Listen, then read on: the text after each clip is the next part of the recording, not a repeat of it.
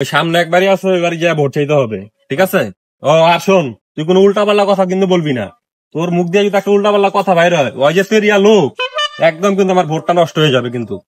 মনে থাকে যেন। আচ্ছা আমি কোনো কথা কম না। না না, বাড়িতে আছেন কেউ? বাড়িতে কেউ আছেন?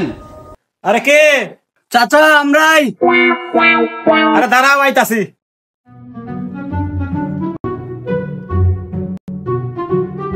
এই শোন, আইতাছে। তোর তো আবার স্বভাব ভালো না, তুই তো আবার সবসময় সত্য কথা বলে দিস, কোন উল্টা পাল্টা কথা বলবি না। চুপ চুপ চুপ চুপ। ও তোমরা কিসের জন্য আইছো? চাচা আমরা তো এবারও স্কুলের ম্যানেজিং কমিটিতে দাঁড়াইছি, তো ভোটটা আমাদের দিয়েন। আচ্ছা তোমরা যে ম্যানেজিং কমিটিতে ছিলা, ওই সময় তো মনে করো 26 জন পরীক্ষা দিছিল, তার মধ্যে 20 জনই ফেল মারছে। তে তোমরা এবার নতুন কইরা ম্যানেজিং কমিটিতে আইসা কি করবা?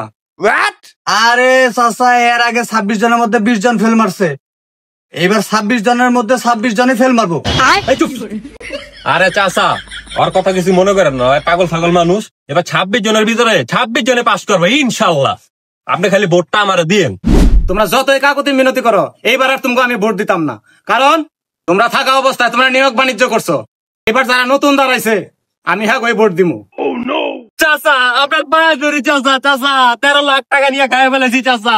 আপনি যদি ভোটটা না দেন, এবার যদি নির্বাচিত না হইতে পারি চাচা, আমি এই 13 লাখ টাকা কেমনে শোধ করবো চাচা? আপনার হাতে ধরি চাচা, আপনার পায়েও ধরি, আপনি আমার ভোটটা দিয়েন চাচা। আল্লাহর তো হয় লাগে।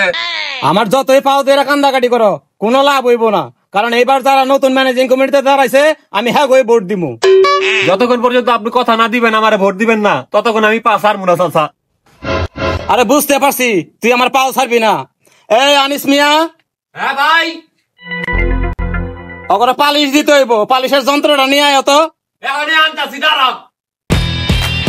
এই লাঠি নিয়ে আইতেছে, লাঠি নিয়ে আইতেছে। ভাই এই যে আমার পালিশের জিনিস, তোকে ভোট দিতেছি আমি, খারাপ।